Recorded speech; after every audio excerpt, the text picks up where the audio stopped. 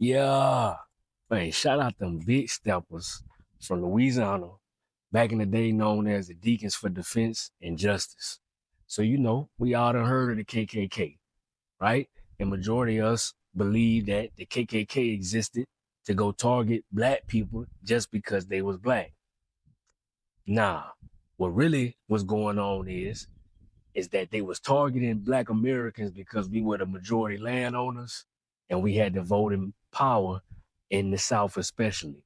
So this is how the KKK was inserted by the federal government on a democratic agenda to come and take away all the state republics and get the land, who was controlled mostly by black people. So all these lynchings, all these crosses, and all this intimidation they was using ain't had nothing to do with the fact that the skin color. It was the fact that we was dominating the region. And it's not a coincidence that KKK popped up after Reconstruction and had a major resurgence during Jim Crow.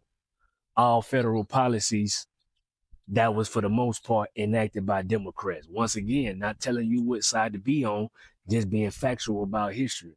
So shout out to Chili Willie, they called him, Ernest Thomas, and Frederick Kirkpatrick. They started the Deacons for Defense.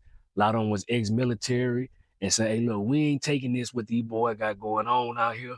We ain't let nobody come play with us in our neighborhood. So they was in church by day, and at night they was on their ass. You see the big got that yop stick out there, ready to step on a KKK member, because it wasn't none of that y'all think it is. Like, we just laying down. And another part is, it's a lot of folks trying to attribute these brave men to being Africans. There's no proof of these men of their ancestry coming from Africa, but it's more likely that they people was already in this land and was moving around because of what happened through Reconstruction. But we already showed you where black people dominated the political process. So, hey, look here. Shout out to the Deacons for Defense. Rest in peace to the ancestors. Let's get back to standing on business about our neighborhoods and about the process and about real deal being Americans. And I know this gonna get a lot of y'all in y'all feelings. We got people from all races being mad that we standing on this American ancestry. But guess what?